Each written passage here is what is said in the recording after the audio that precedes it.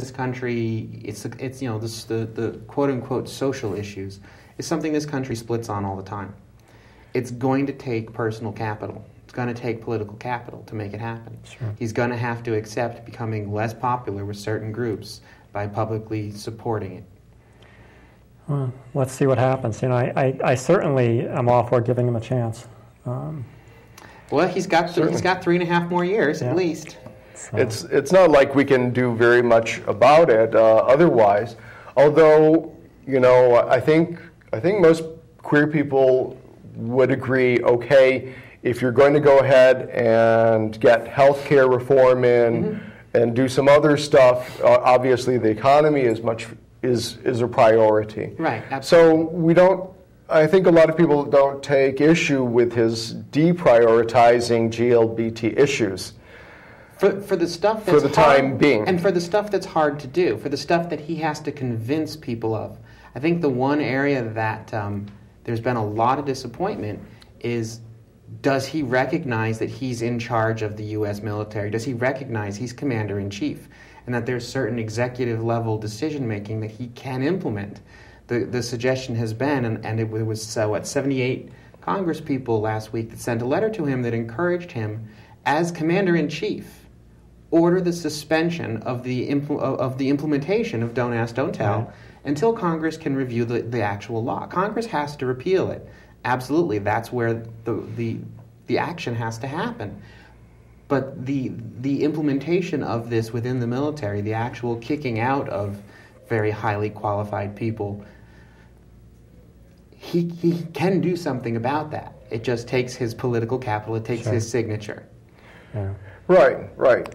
And I think that his doing this was kind of not preemptive strike, but you know what he was doing was saying essentially, just as he has done with health care, look, I can sign an executive order, but then that can just be repealed as easily as I signed it into law. Right.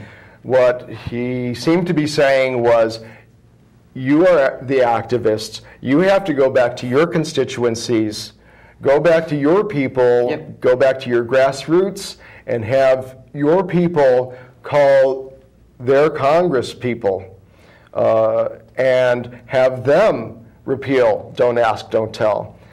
Get Congress to enact laws, the laws that you want to. So, I mean, he's throwing it back on his constituency. You know, he does believe in a participatory democracy. Absolutely. Yeah, we are doing it. And that takes time. We are doing it. It does.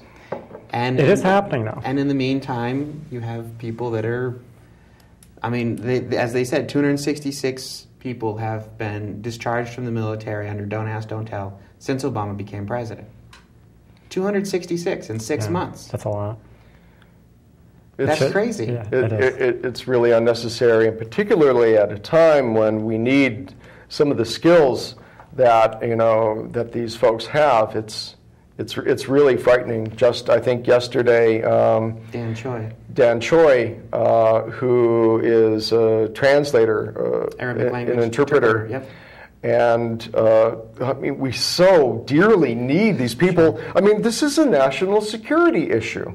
And we're depriving ourselves of these incredible resources at knowing now that if we had maybe one of, an extra translator on hand in, September of 2001, that we might have been able to intercept a message saying, the big day is tomorrow. Well, and we still have military operations in Arabic countries. We still need translators out there. Absolutely. Yeah. And I believe at his military hearing, both his superiors and people from his unit testified that he was an excellent soldier, that he was not disrupting morale like the Don't Ask, Don't Tell policy claims. Being out and gay is disruptive to military good conduct. And they discharged him anyways. Nobody had a problem with him, but they just discharged him anyways. Right. I read something that he had characterized the reaction, or he summarized the event that he had with the military superiors as being essentially, thank you for being honest, you're fired.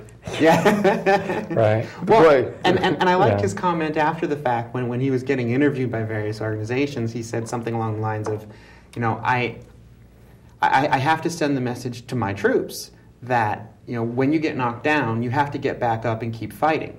What kind of leader would I be if I didn't, set this example? So he's taking what he learned, and I believe he's started, or he's a part of Knights Out, which is an organization, I believe, for out members of the of West Point. Really? To try and give out members of West Point a place to come and talk, and also as a source of their activism to try and change the minds of the people teaching at West Point and running the Army. Mm. Do you suppose there's a similar group at the Coast Guard Academy? I'm not sure. From everything I've heard, they don't necessarily go the same. They did throw somebody out not long ago. 2 or 3 in the last year. Yeah. Really? So, yeah. So they're not there yet. But I don't know. Honestly, I don't know. All that certainly much haven't heard of one for being this close to them. I think it's interesting though, the fact that people that this person is being interviewed because he was thrown out is a really good sign. I mean, I think there was a time that probably wouldn't have happened, and nobody would have cared. And I think times are changing. They are. I'm trying to be an optimist here. Certainly. Well, there are now many people in the progressive and liberal media who are making this a cause, and it's not just lesbians like Rachel Maddow, or I don't even know if Anderson Cooper is really even out at this point. But it's not just gay spokespersons or gay folks in the media. People from all over the media spectrum are now making this their cause because they see this is the civil rights issue of our age. Right. Absolutely. I actually heard, I was actually watching some clips today, and one of them was about a Republican strategist. They were actually having a conversation about triad marriages, but the argument that she had made was that she supports the law as a Republican activist, and the law in most states says that marriage is between 2 consenting adults, between 2 people. It doesn't say between a man and a woman in the 5 states that allow it now.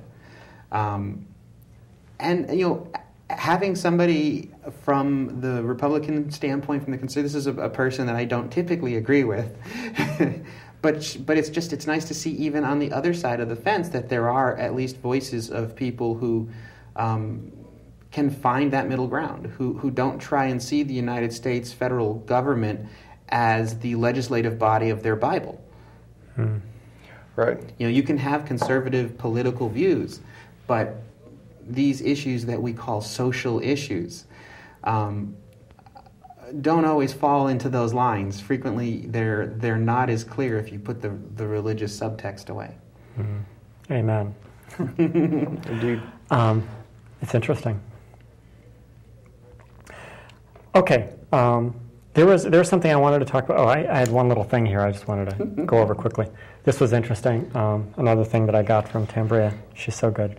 She's always sending me stuff. But this apparently the Alberta government, Canada, and they have their socialized medicine. But Alberta healthcare has taken away payments for gender reassignment surgery. It used to be that in Canada they paid for this, and I actually know people that have moved to Canada so that they could get their, and become citizens so that they could get their surgeries paid for. Sort of a different issue, but apparently they've slashed that out of